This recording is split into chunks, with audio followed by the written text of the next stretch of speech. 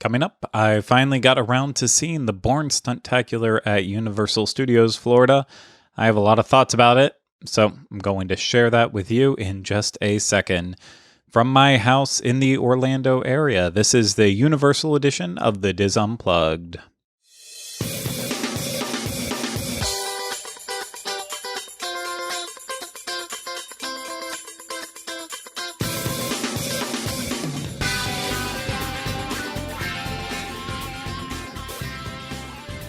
This is episode 266 of the Diz Unplugged Universal Edition. The Diz Unplugged Universal Edition is brought to you by Dreams Unlimited Travel, experts at helping you plan the perfect Universal vacation. Visit them on the web at www.dreamsunlimitedtravel.com. Hello, everyone. Welcome to this week's episode of the Diz Unplugged Universal Edition. I'm your host, Craig Williams, and today I am solo as I talk about the Bourne Stuntacular, now open at Universal Orlando Resort. There's weird pauses in there, but hey, that's just me. So of course, the Bourne Stuntacular opened last week, had its grand opening at Universal Orlando Resort. It's been in technical rehearsal for a couple weeks, a while actually now going back, but I have not gotten over to see it yet until today, so that's why we haven't really talked about it on this show before. I've been kind of dragging my feet about going over there and not just going to Universal Orlando Resort as a whole, but actually going inside, sitting in the theater and experiencing the show. So I finally got to the point that I'm like, nope, it's officially open, so now we finally have to get out there and do a show on it. But unfortunately, Rhino is even more apprehensive than I am about going and sitting in a theater and being inside at a theme park. So he did not want to join along for the fun in seeing the Bourne Stuntacular. So it's just me for this one talking about the show. And I hope that, regardless of what you may think or feel about the criticisms I'm about to make, remember, this is just my opinions. I'm not telling anyone they're wrong for thinking or feeling the way they do about the show if they've seen it. And I don't want to try to detract anyone who's very excited about the show from actually going out to Universal and experiencing it. I think if it's a attraction that you're really excited for, then of course stay excited for it. Go out and see it. But I still want to share what I actually thought about the brand new show too, because we've kind of had a weird history with it now at this point. So when it was first in the rumor phases of a Bourne attraction coming to Universal Orlando, it was kind of just a shoulder shrug moment to say the least, because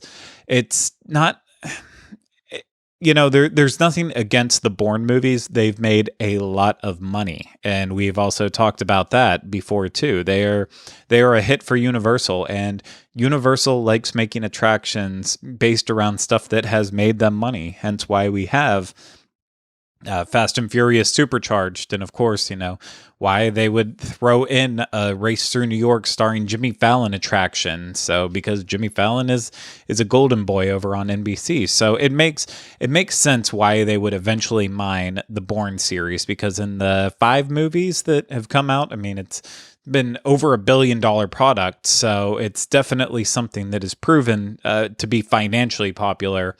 And that's sometimes all it takes, is knowing, hey, if people spent the money to go out and see this in the theaters, then clearly they'll also probably spend money to come out and see it in a theme park. And of course, that does not always translate well, but nonetheless, the decisions maybe are made like that. I'm not even saying I'm in the room when they're being made, and that's the justification. But if that is, I totally understand. And so in the rumor phase, it was kind of confusion. And then once it got to be pretty clear that Bourne was happening, it was still very confusing on why they were moving forward with it.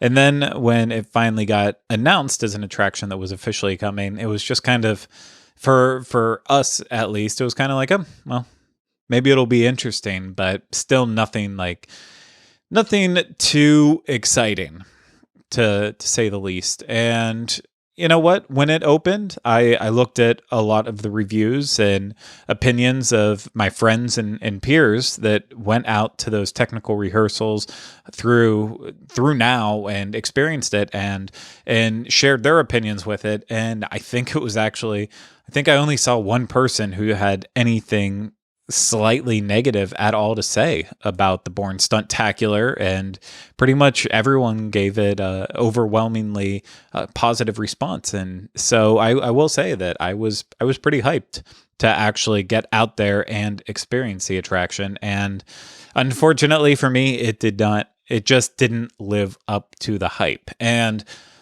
I know a lot of people have also said in this, like, yeah, it's a great show. It's not as great as Terminator 2 3D was. I'm not even coming at this from a perspective of I love Terminator 2 3D. I enjoy the movie. The stunt show with it, I thought it's fun. It was way outdated, and it was time for that to go. But I didn't really enter into it thinking, like, is this going to be better than Terminator 2 3D? Because for me, it's not that hard to get better than that show, because it was showing its age but from the first time that I experienced it in 2011, it was showing its age, and it just continued as that attraction continued to go on. So there's no doubt that the Bourne Stuntacular is technologically superior to Terminator 2 3D in every way, shape, and form, but that did not influence my opinion. And of course, it's housed in the exact same theater. All the queue areas and pre-show areas completely switched over, but not drastic changes to the entire setting. You're still pretty much, it was like that comfortable welcome back. So before I get too much into my thoughts and feelings in the overview of the show, I am going to play some of the B-roll that Universal did give to us when Bourne Stuntacular had its grand opening, so that way you can get a bit of an idea about the show. It doesn't really give away anything. Obviously, as I was watching those clips before I experienced it, I was like, okay, I get what the style of the show is, but it's one of those things that I would say if you're watching this, it definitely will not give away any spoilers. It's way different being in the room, seeing how it's all happening versus watching a video of it. So I'd say you don't have to skip over it. If you want to, it's like 2 minutes. So feel free to go ahead. And if you're listening to this, of course, you can find it over at youtube.com/WDWinfo. But we're going to go ahead and cut to that now and then get to talking about the Bourne Stuntacular.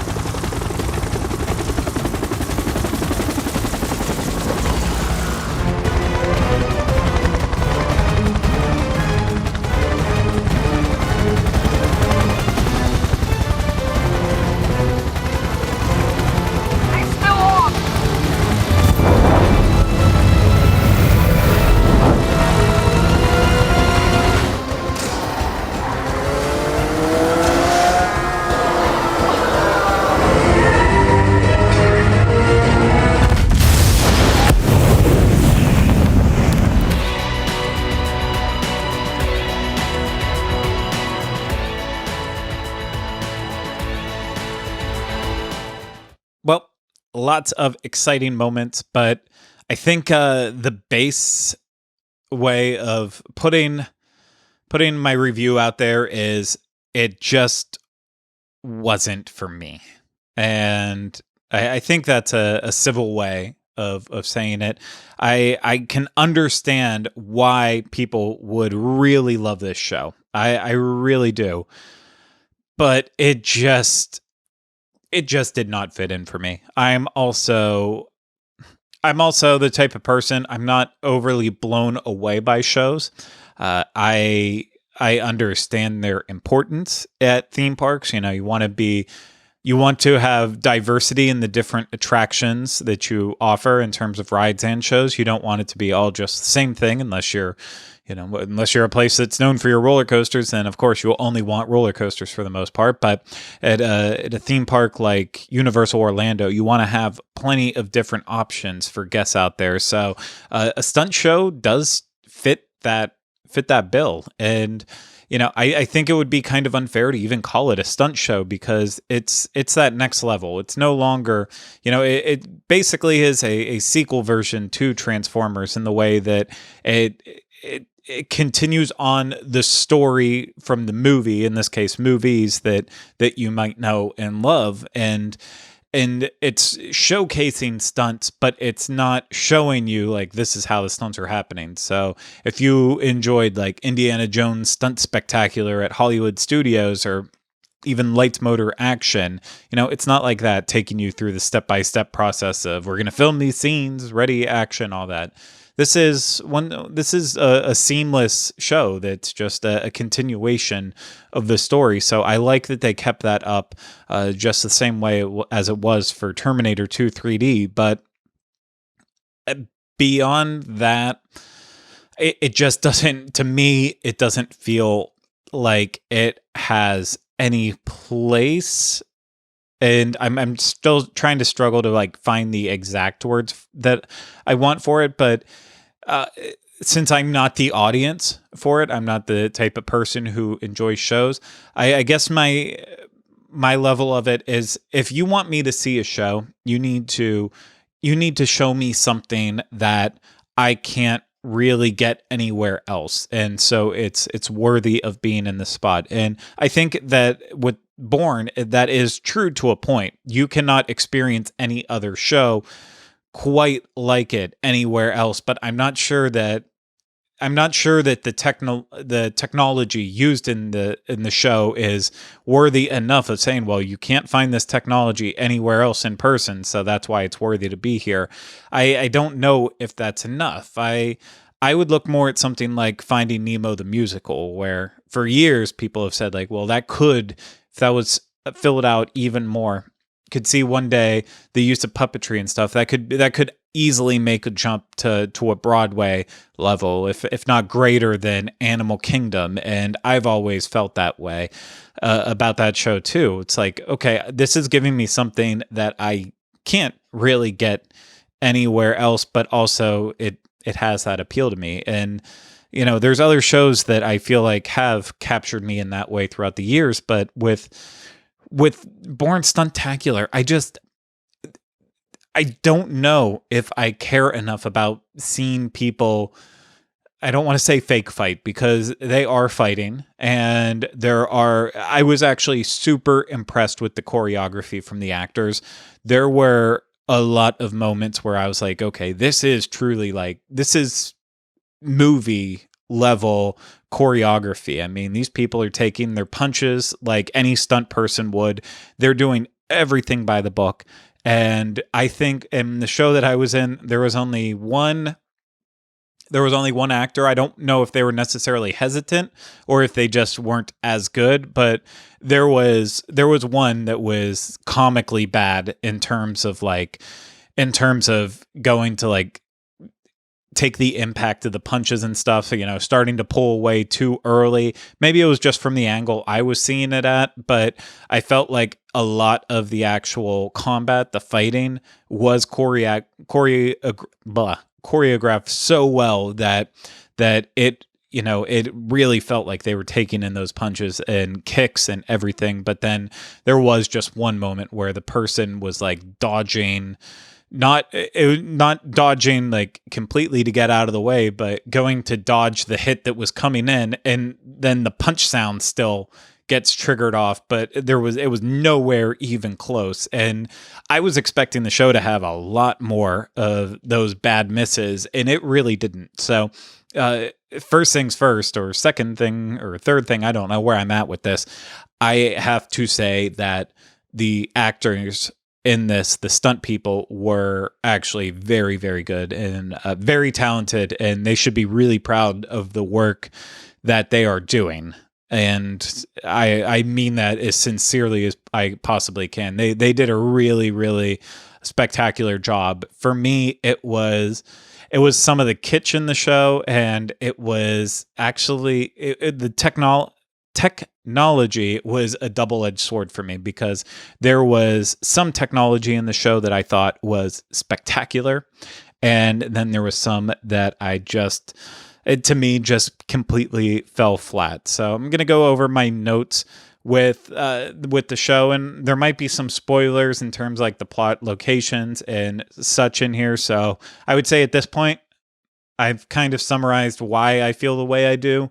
So you can turn it off if you want to, but if you want to keep sticking with me, I'm going to keep explaining more here, and I'm going to start at the beginning, actually, with the cue. As I said, it moves through a space that it's very, very similar to how T2 3D was set up, just, replacing that with Bourne.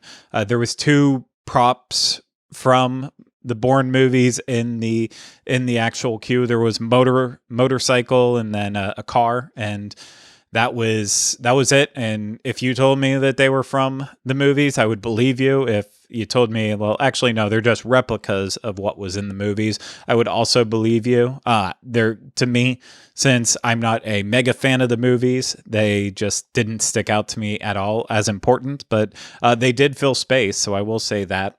And then there's a loop of clips from the movies playing throughout the queue, so yeah. It was a queue. It was not impressive, but I don't think people are going to be waiting for very much time in these areas anyways. So I don't think it's that big of a deal. I think maybe you will get some lines in there right now while social distancing is a thing and you have to spread out. So only so many people can obviously be in at one time. So there is a point to the queue, but let's say 5 years down the road that social distancing isn't a thing anymore, I doubt that this queue will be getting much attention at all. I think most people will be able to walk straight into the pre-show and just go from there. And speaking of the pre-show, this is another area where I was very underwhelmed in terms of just the entire setup. Like with Terminator 2 3D, you had an actor at this point interacting with the crowd waiting for the show, and here you're just standing in this big wide open room and you're watching a really giant screen in front of you, and basically Julia Stiles is giving us the entire breakdown of who Jason Bourne is and what he's known for, and what we're going to experience in the show itself. And so I kind of left this thinking, well, I'm glad that I know that Julia Stiles is still around, because I don't think I've seen her in a movie in years and years and years.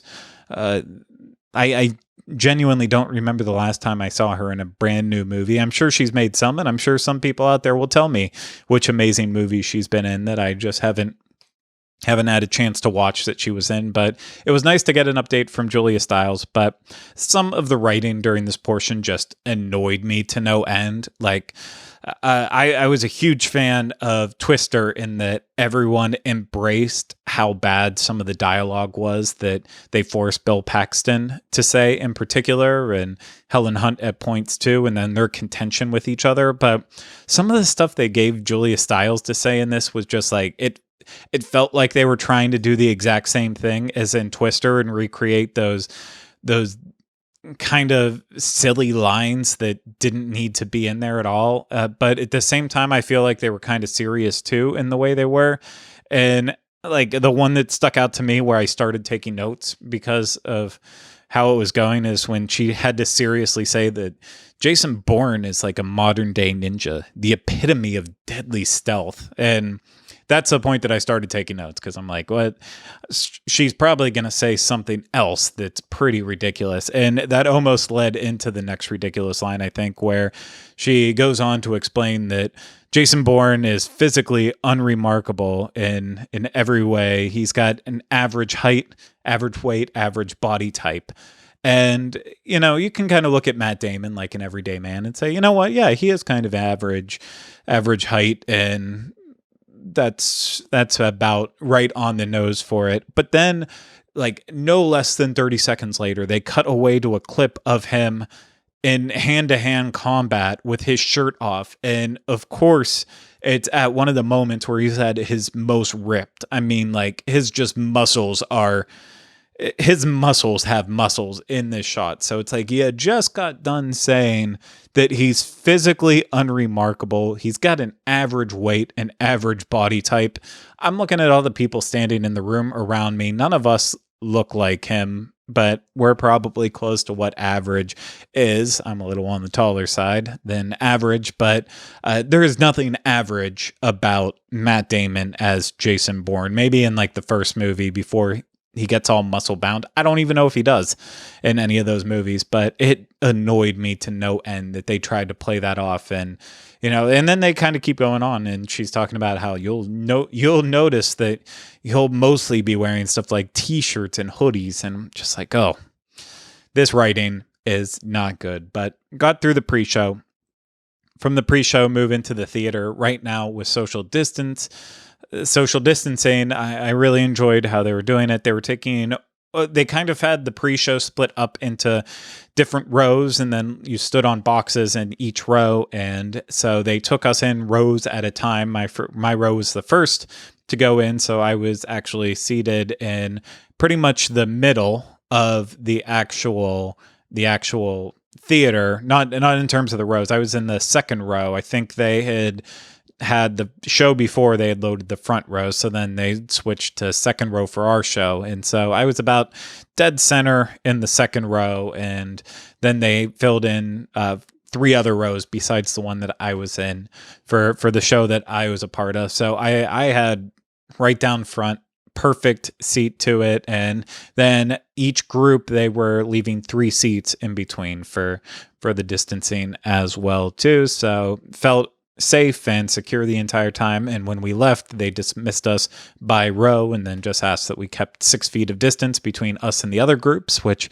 was pretty simple. But anyways, for the show, so we're following around Jason Bourne, who has the abilities to not only bounce around from location to location just inconspicuously, but also even jump through time zones as well too, all part of his talents that he has. And essentially the show is broken down into 3 different locations for the most part, with then some cutaways to the Treadstone Agency and kind of a briefing room style. But the first area is in Tangier, and if I remembered correctly from watching the show, I tried to take the notes as soon as I got out of the show, so that way I wouldn't forget anything with it. But essentially, it starts off with Jason Bourne fighting hand to hand in hand-to-hand combat with another guy who was wearing one of those muscle shirts that looked like he had tattoos all over him. Just looked really bad. But the fighting was pretty cool, and that's where you get your first taste of how the video screens are working. And essentially, this is a high definition screen that is using high frame rate video to look as ultra realistic as possible. My problem is right away with those first shots, I noticed that the background environment was, and maybe I was wrong with this, but I haven't watched any of the specials that Universal has put out with it. Terrible fan, I know. But at this point, I'm like, okay, the people that they have in this environment that are on the video screen, they are definitely real people. There's no doubt about that. But the actual environment that they put these people in clearly looked like it was made in a video game engine. So it had a realistic look to it, but at the same time, it looked completely animated, and that held true the entire show. So now we're dealing with these different levels of realism where you have not only Bourne fighting a person, but then also other stunt actors on the stage at the same time. But then you have these realistic people, because they were real people, on a video screen that are standing in what was probably a green screened room, and they're put onto an animated environment that's trying to look realistic, but just doesn't quite hit the mark. So I was hoping like maybe it's just going to be this shot, but then it continues to transition, and we get into where Jason Bourne is moving through an actual rooftop environment, which at points in time didn't make sense. I don't know if it's because I was sitting so close to the stage, and I was just too close, so it was ruining my perspective of seeing the screen versus if I would have been further back. But you're looking at all these rooftops that are clearly different sizes. Nothing's the exact same, but yet there's moments where he's just walking on one flat environment. You can tell at a rooftop level, but how he's been able to find the one extremely large, extremely long, extremely flat rooftop that bounces from piece to piece where other people don't have that. Like, it's just kind of like scratching my head, taking me out of the realism. I realize I am being very picky about this, but again, you're sitting down and you have to buy into the belief that this is all taking place in front of your eyes. And for me, it was moments like that were instantly cutting away at it, as well as just the video screen in a whole. I do not care for ultra frame rate. You will very, very, I screwed up the way I was trying to say that. It is very random when you see the Diz releasing anything that is at a frame rate of 60 or over. If we shoot anything at 60 or over, chances are it's because we're going to use it for a slow motion shot. But it's not like we're just walking around shooting everything at 60 frames or above like a lot of other people out there do. And that's just because we like the look of 24 frames per second, the more cinematic look to it. I get that with a lot of the attractions that Universal is doing, high frame rate looks better because it can look more realistic to most people. A lot of people do say that to them 60 frames and up looks realistic, 24 frames doesn't. But to me, that's where the balance is different, because 24 frames per second looks real. Anything that's higher just starts looking higher than 60 and higher, I should say. I can even put up with 30, but your TV standard, but with 60 and up, that's where, to me, it starts looking video game-ish. And so that just continued the entire show. And not only the fact that you've had these animated background worlds in there, it just, then having that same frame rate issue with it, it just did not work with my eyes at all. I could never get lost in the moment. But it wasn't just the screen. It was also that they do have these moving sets that come out throughout the show that, the stunt people are climbing onto, moving, jumping from place to place, especially in this first scene in Tangier. And it is cool because, the screen is stationary, but you have everything on the screen slightly moving, and the sets are moving in pace with it. So it does look incredibly cool that it's all moving together in this nice motion. And the buildings in particular do a great job at making this effect look amazing. When like Jason Bourne is walking, or there's one scene later into the show where he has to run for a little bit. Again, for me, I was just completely taken out of it because it looked like here's a person walking or running in place, and it's not matching the screen well enough. And I don't think there is a way to get it, maybe besides having a giant treadmill, which I don't believe there was. But again, I couldn't see the ground, the stage floor, based on where I was sitting. So I'm not even sure if there was, but maybe I should go back and see it again so I can hopefully get further back and get a better view of it all. But again, this is just my perspective from where I was sitting on it, that it felt moments like that were unrealistic. But in that first Tangier scene, there is one moment where there is a tower that rises up, and as the tower is rising up, it's also turning and turning, and then on the video screen, the entire movement that you're seeing on that is a big 360 spin, as well as going up. And this was like one of the moments of the show for me that was like, okay, someone probably came up with, we want to do this. We want to put this on screen with a live person on a set in front, and then also have it in the background, and that justified doing the entire thing. It was super effective, extremely cool. And for me, it was like one of two moments that I'm like, okay, this is where this works well. And because the spin was so quick, my eyes weren't focusing on how bad the background was and such. It was just, I was wrapped up in that moment. So it was really cool at that point. But most of everything up to it was just kind of meh for me. But the next major location that we're in, we jump all the way to Washington, D.C., because one of the secretaries at Treadstone, one of the head honchos, Jason Bourne, has had to travel to Washington, D.C. to break into his house to get files. And so this is cool because he's inside the house while he's on the phone with the secretary. And so we then cut on the stage to seeing this giant house where the house is mostly just video screen, except there with the door area and the front porch and then like the balcony overhang above, that's all physical. And this blended in just super well.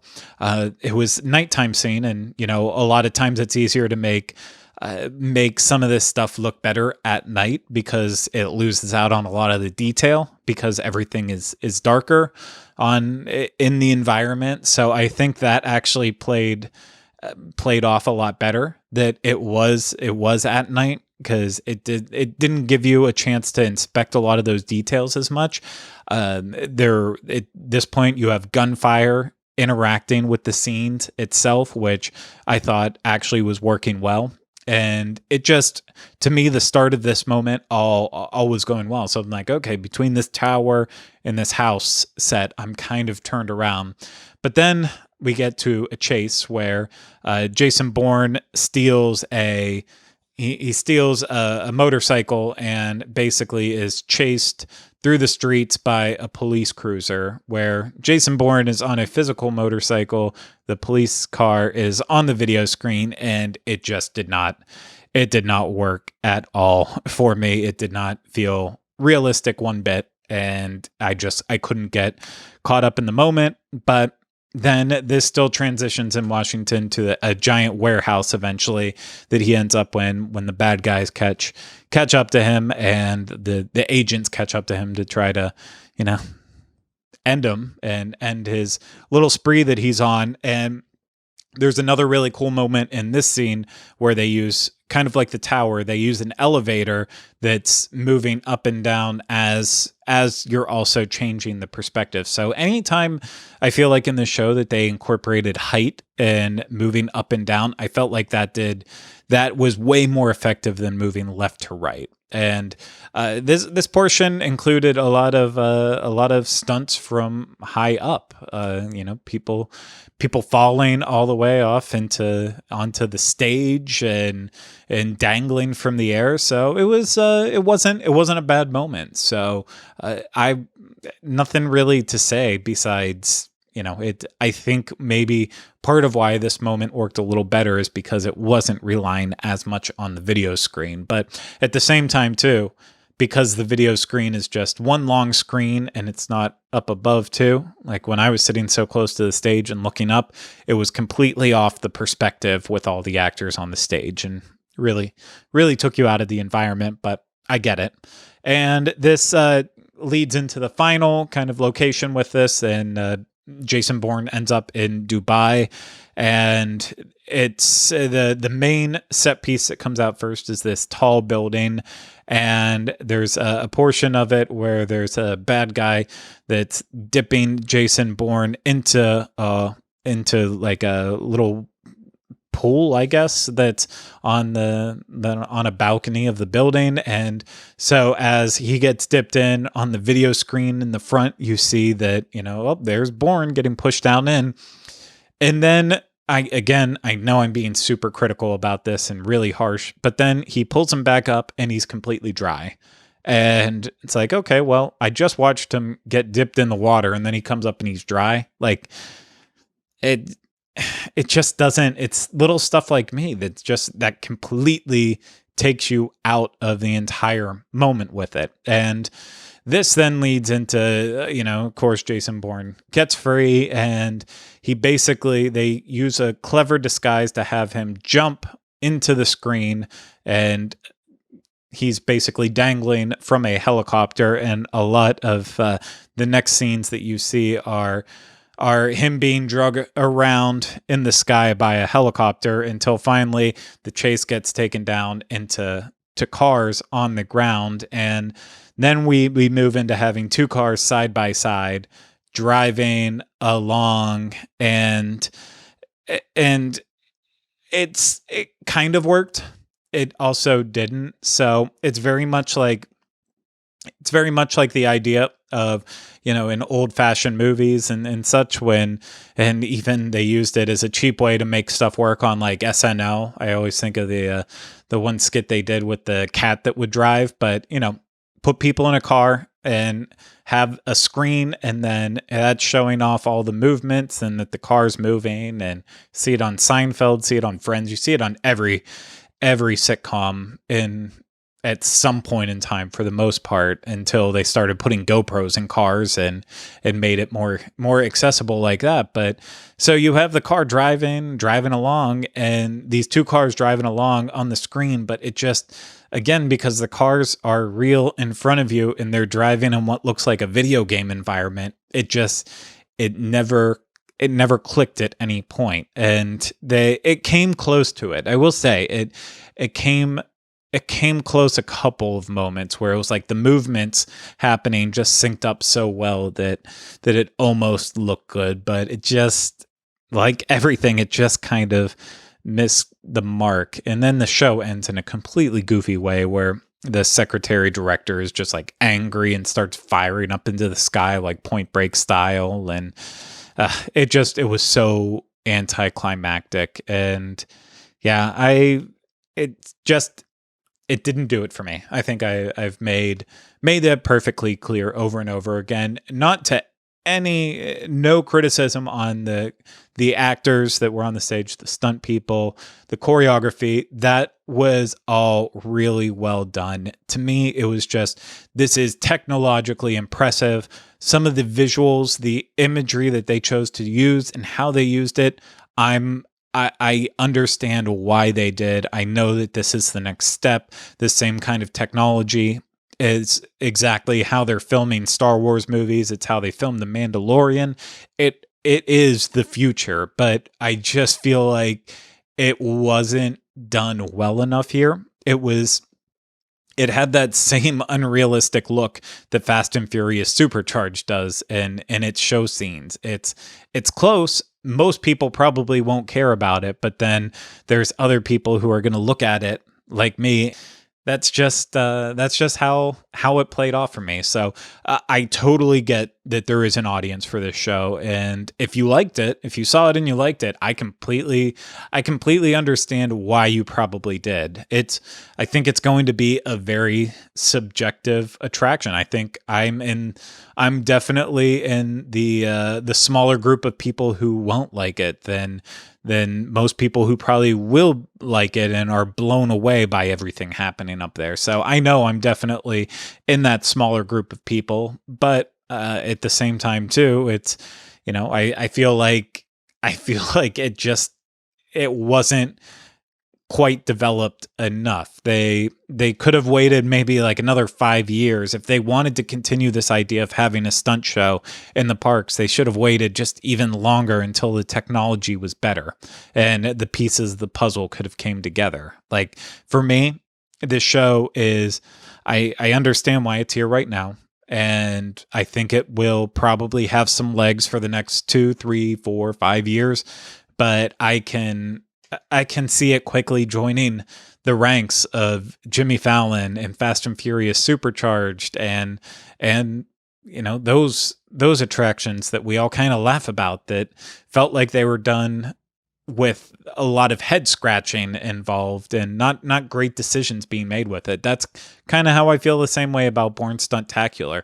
Of the three, it's definitely the best payoff, but I feel like it was one of the last decisions approved before they said, we're going to cut back on that style. We're going to cut back on screens and try to get back to why people are coming to theme parks, because something like Bourne Stuntacular for me is not, it's not why you show up. It'll be a great way for people to get out of the heat. It will be someplace that I probably return to for that particular reason, but I don't think it's not going to have lasting power, in my opinion. I would love to be wrong about this, and people are crying over this attraction 20 years from now when it gets removed to move on with the times, and it became a beloved show in that time. But for me, I think it's because they went with the technology route with this.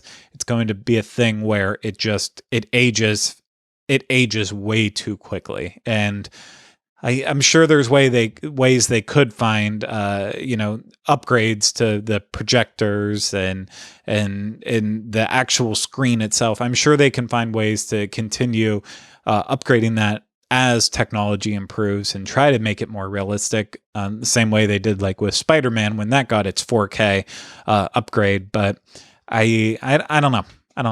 But I would love to hear what other people have to say about this Bourne Stuntacular. Wow, I'm tripping all over myself there. I also didn't realize I just went on a nearly 40-minute tirade about the Bourne Stuntacular, but I want to hear what other people have to say about it. So if you've been to the show and you have things to tell me about it, of course, you can always leave it in the comments on YouTube here, or you can, if you're listening and you don't want to go on YouTube and leave comments, you can always find me on Twitter or Instagram at Teleclaster and let me know what you think. And, also you can just tell me anything you want over there on those social media channels, and maybe I'll talk back. I'm not trying to say that in a way like maybe I will, maybe I won't.